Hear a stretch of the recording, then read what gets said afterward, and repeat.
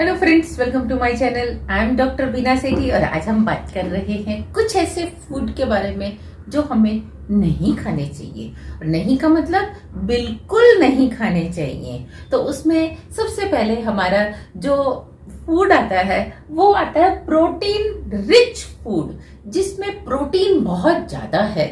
यानी कि आप दाल बना रहे हैं, केवल एक ही टाइप की दाल को बना रहे हैं, पनीर खा रहे हैं तो पनीर के साथ आप मटर भी ऐड कर रहे हैं, या खाली मटर की सब्जी बना रहे हैं, तो आप देखते हैं कि जब आप बहुत ज्यादा प्रोटीन एक साथ लेते हैं, इसको डाइजेस्ट करना आपके लिए बहुत मुश्किल होता है, या आपकी बॉडी को एसिडिक बना देता है। तो never take protein as such. आप उसको हमेशा क्या कर सकते हैं, स्टार्च एसटीपी फूड बना के खा सकते हैं। एसटीपी मतलब starch protein food. Starch protein food में हमारा इंडियन कल्चर जो है वो बहुत ही अच्छा है। यानी कि हम खाली ब्रेड और ऑमलेट अलग खाने की जगह हम क्या करते हैं, ऑमलेट ब्रेड खाते हैं। तो क्या होता है, प्रोटीन भी आ जाता है, कार्बोहाइड्रेट भी आ जाता है। इसी तरीके से हम परांठे के अंदर पनीर भर के खाते हैं या पनीर के पकोड़े बनाते हैं, तो उसमें क्या होता है, साथ में कार्बोहाइड्रेट भी आ जाता है।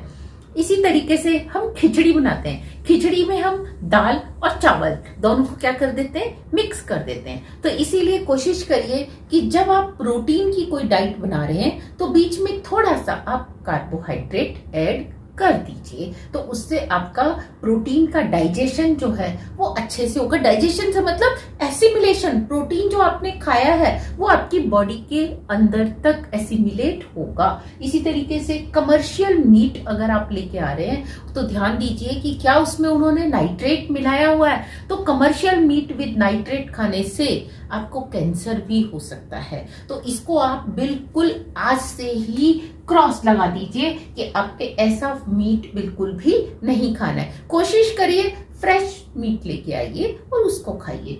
इसी तरीके से सोया प्रोटीन के आइसलेट्स भी आते हैं, चिंक्स भी आते हैं, और इसी तरीके से आप देखते हैं प्रोटीन के शेक्स भी आते हैं। ये जो सोया प्रोटीन है ये आपके लिए मिमिक है, एक तरह से प्रोटीन का ये मिमिक है, लेकिन ये प्रोटीन नहीं है। तो आपके जो आर्टिफिशियल प्रोटीन शेक है, जो कि आपको बहुत सारे जिम में बहुत सारे ब्रांड्स के मिलते हैं, कोई कहता है ये इंपोर्टेड है, कोई कहता है ये इंडियन है, ये बेस्ट क्वालिटी है, हमारी क्वालिटी बेस्ट क्वालिटी है। No quality is best quality. Orange juices में अगर आप खुद एक एक्सपेरिमेंट करके देखें, आप एक ऑरेंज लीजिए, उसको आप छीलिए और रख दीजिए। 15 मिनट के बाद ही आप देखेंगे कि उसका जो फ्लेवर है वो खराब हो गया, वो बिटर हो गया, और आपको उसका या आप उसका जूस निकालिए और रख दीजिए। लेकिन जब आपको ये टेट्रा पैक में आता है तो आप समझ के चलिए कि इसको फर्मेंट किया गया है, इसको सिरप के साथ मतलब शुगरी सिरप के साथ मिला के बनाया गया है। जो आप इसमें बहुत सारे जो न्यूट्रिटिव वैल्यू है वो खत्म हो चुकी होती है, और बची भी होती है तो समझ लीजिए बहुत माइन्यूट। उससे ज्यादा तो आप अगर वैसे ही एक फ्रेश ऑरेंज खा लेंगे तो आपको ज्यादा मिलने वाली है। या उसकी जगह अगर आप एक लेमन ले लेते हैं, एक माल्टा ले लेते हैं, एक आप स्वीट लाइम ले लेते हैं, तो उससे आपको ज्यादा बेनिफिट मिलने वाला है। इसी तरीके से हाई फ्रक्टोज कंटेंट जो फूड है ये आपने नहीं लेना। हाई फ्रक्टोज आप समझ सकते हैं कि जो ऐसा फूड जिसके अंदर आप मक्का जिसमें मिलाया जाता है वो क्या होता है, हाई फ्रुक्टोज वाला होता है। ग्लूकोज का ही एक फॉर्म होता है फ्रुक्टोज।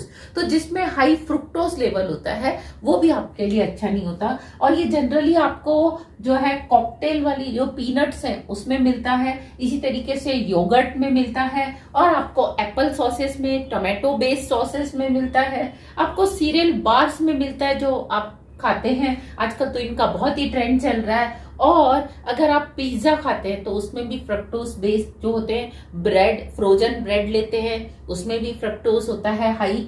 और साथ में अगर आप सैलेड की ड्रेसिंग लेते हैं, यानी कि जो आप सैलेड के ऊपर जो ड्रेसिंग देखते हैं ना होटल्स में वो, या आप केक के ऊपर जो ड्रेसिंग देखते हैं वो हाई फ्रक्टोज वाली होती है, उसको आप अवॉइड करिए। और आप अपने आप को अगर हेल्दी रखना चाहते हैं तो इन सब के साथ साथ आप कमर्शियल मिल्क को, क्योंकि जब मिल्क कमर्शियली बनाया जाता है तो उसको प्रिजर्व भी किया जाता है, जिससे उसके बहुत सारे जो है न्यूट्रिएंट्स खत्म हो जाते हैं, उसकी वो वैल्यू खत्म हो जाती है, तो आप उसको अवॉइड करिए।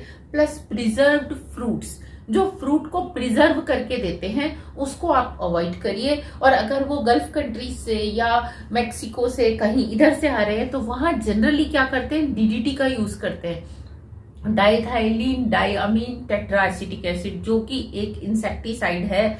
और उसको जब वो यूज करते हैं तो आपको हम बता दें कि अगर उसका एक पार्टिकल भी आपके पास जाता है तो इट इज डेंजरस।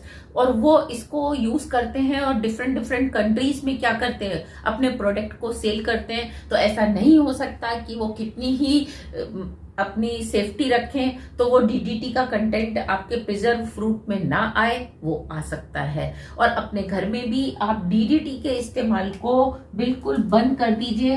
कुछ लोग, अब इंडिया में तो ये बैन हो चुका है, लेकिन फिर भी बहुत सारे रूरल एरियाज में आपको देखने को मिलेगा, बहुत सारे लोग घरों में भी ड्राई फ्रूट के चारों तरफ डीडीटी डाल देते हैं, या कोई ग्रेनरी है उनके घर में उसके चारों तरफ डीडीटी डाल देते हैं। तो आप डीडीटी से प्रिजर्व फ्रूट और फूड बिल्कुल ही ना लें। तो ये थे कुछ ऐसे फूड आइटम जो कि आपको बिल्कुल भी नहीं लेने चाहिए if you want to be healthy. Thank you very much.